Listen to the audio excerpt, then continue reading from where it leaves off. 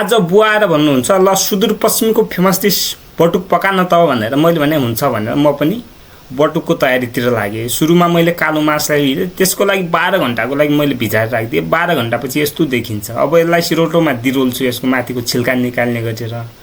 अब बाटोमा एउटा पानी राखेर ट्वाक्कै सफा गर्छु र माथिको छिल्का बगाइदिन्छु अनि सफा भइसक्छ।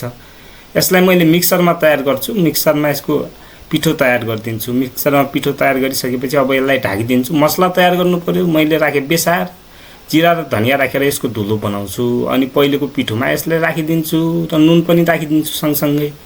नुन राखेर यसलाई मैले मजाले मिलाउँछु। तपाईहरुले देख्न सक्नुहुन्छ, यसलाई मैले मजाले मिलाउँछु। अब फ्राई गर्नको लागि तेललाई कराईमा राखेर पहिलेको त्यो पिठोलाई यसरी हातमा लिएर यसरी राखिदिन्छु तेलमा।